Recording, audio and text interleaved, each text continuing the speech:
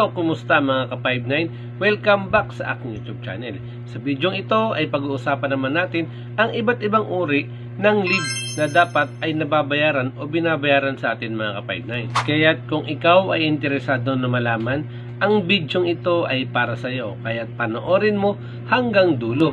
Siyempre, bago tayo mag-umpisa, muli hinihikayat ko kayo na mag-like at mag-subscribe sa aking YouTube channel at pindutin ang notification bell para lagi kayong updated sa mga bagong video na ilalabas ko. Kaya tumpisahan na natin. Let's go!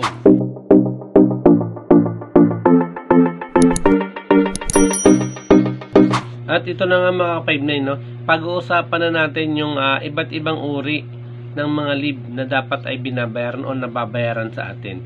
Unang-una dyan mga ka-59, yung tinatawag na Service Incentive Leave o yung SIL. Kapag ikaw ay naka-isang taon o higit isang taon sa iyong employer o sa iyong agency, magkakaroon ka ng 5 days incentive leave na tinatawag. Dahil nasa batas, ang leave na yan, automatic na dapat ay binabayaran sa iyo.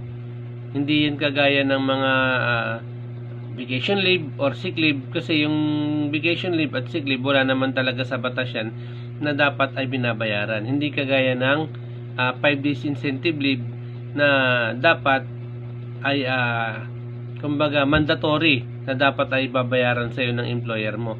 Kung sakali naman na hindi mo magamit yung leave na yan, dapat yan kino-convert yan sa cash.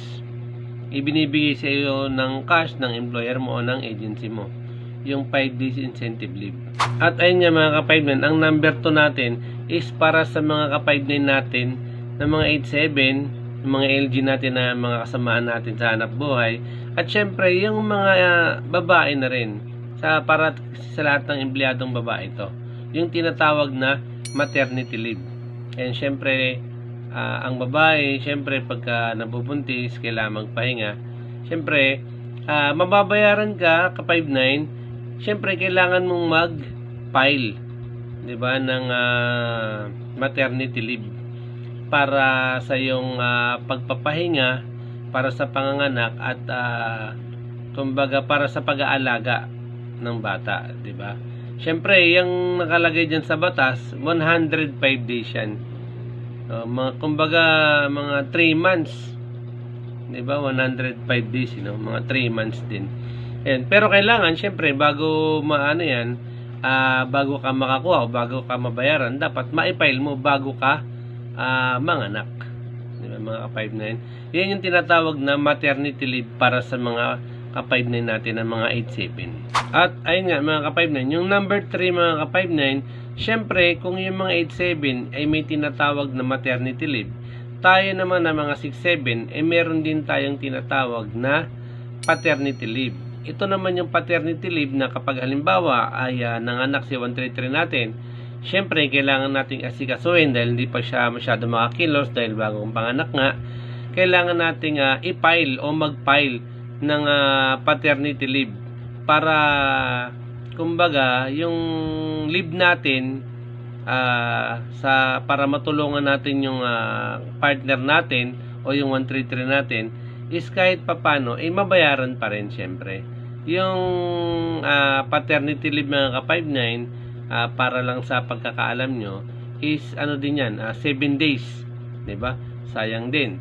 Kaya kung manganak si 133 at kailangan nyong magpahinga at kailangan nyong asikasuhin si 133 nyo, mag-file kayo ng paternity leave para hindi masayang yung leave nyo, para mabayaran din, diba mga ka-59? At ayun nga mga ka-59, yung number 4 natin is para sa mga ka-59 natin na tinatawag na solo parent. Ayan, alam naman natin na marami tayong ka-59 na kahit solo parent, talagang jumuduty, lumalaban talaga para lang maitaguyod yung pamilya niya. Kaya meron tayong tinatawag na solo parent leave. Ang kailangan mo lang dyan ka-59 para makaabil ka ng leave na solo parent, 7 days yan. Kailangan mo lang magpa-register. Diba? Magpa-register ka ng solo parent. Yun, may mga requirements yata na i-ano dun kailangan kang i-provide. Pagka na-approve o napatunayan na ikaw ay solo parent, pwede ka mag-avail ng 7 days na solo parent leave na tinatawag ka 5-9. Ayan mga ka-5-9, yung panglima natin, meron din kasing tinatawag na leave for victims of violence against women and children. Ayun. Ayun, para siguro sa mga kababaihan na mga ka-5-9 natin na naabuso o ganun din sa mga kabataan o anak nila na naabuso. Ayan, may leave dyan. Meron ding leave na yan. Kaya lang, 10 days. Yung buong detalye, hindi ko masasabi. Pero, isa yan sa mga leave na binabayaran sa atin kapag pinail natin, mga ka-5-9. At yung panglas, mga ka-5-9, yung tinatawag na special leave for women. Ito naman na mga ka-5-9, para sa mga kasamahan natin, ang mga ka-5-9 natin na mga 8-7, na halimbawa dumaan sila sa surgery o sa operasyon. Yan, alam ko nakalagay din sa batas yan dahil ayon sa mga ni-research ko na pwedeng i-file yan, na binabayaran yan basta i-file lang. 2 months yan, 60 days sa para sa mga ka-5-9 natin na kumbaga dadaan sa mga surgery o operasyon. Yun yung tinatawag na special leave for women, mga ka-5-9. At ayun na mga ka-5-9, yung pinag-usapan natin na iba't ibang uri ng leave na dapat ay nababayaran o binabayaran sa atin. Ayun, sana nakakuha kayo ng tip at konting idea doon sa pinag-usapan natin. Ayun mga ka-5-9, hanggang dito na lang muna tayo. Syempre, ang lagi natin paalala sa atin lahat, always 10-3-5 sa mga 2-0 para 74 tayo 1-6. Okay mga ka-5-9, maraming salamat. Mabuhay tayo at God bless sa ating lahat. Thank you.